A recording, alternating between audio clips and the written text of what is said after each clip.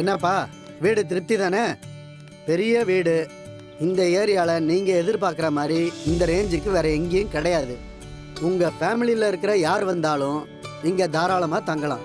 யாரும் எதுவும் சொல்ல மாட்டாங்க. உங்களுக்கு எந்த பிரச்சனையும் இருக்காது.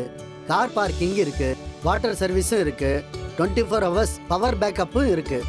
அண்ணே, வாடகை எவ்வளோ, அட்வான்ஸ் எவ்வளோ? ரெண்ட்டு 25,000 ரூபா, 10 மாதம் அட்வான்ஸ்.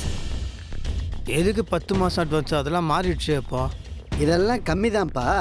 2 வருஷ வாடகையெல்லாம் அட்வான்ஸாக கேட்டுட்டு இருக்காங்க. கேட்பாங்க. நீங்கள் சொல்லுங்க, இது எடுத்துடலாமா? வெற்றி, நம்ம 3 பேர் தான் இருக்க போகிறோம். நமக்கு இதுக்கு இவ்வளோ பெரிய வீடு இல்லைங்க, கொஞ்சம் அப்படியே பெருசாக இருக்கட்டுமே, காத்தோட்டமா. 3 பேரும் நம்ம ஒவ்வொரு நாளும் ஒவ்வொரு ரூம்ல தூங்க போறோமா? அதெல்லாம் ஒண்ணும் வேண்டாம்.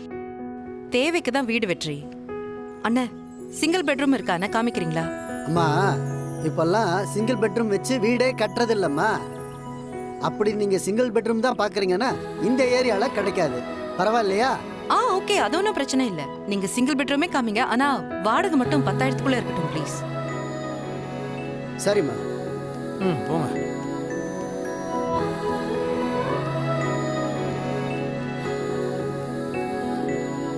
வாங்க.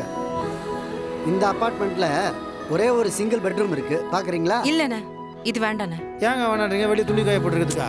அதுக்கு இல்ல. ஏங்க நீங்க தானே சிங்கிள் பெட்ரூம் வேணும், நீங்க ஒரு காட்டுறேன் டெவலப்பர் பார்க்க மாட்டேன்னு அர்த்தம். வேண்டாம் வெற்றி. இந்த மாதிரி ஏரியாலலாம் ஒரு வீட்ல இருக்கிறவங்களுக்கு பக்கத்து வீட்ல இருக்கிறவங்கள தெரியாது. அவங்க கதவை சாத்திக்கிட்டு அவங்க வாழ்க்கைன்னு இருப்பாங்க. அவங்க மூஞ்சி கொடுத்து பேச மாட்டாங்க, நல்லா பழக மாட்டாங்க, வெளியில கொலை நடந்தா கூட கண்டுக்க மாட்டாங்க.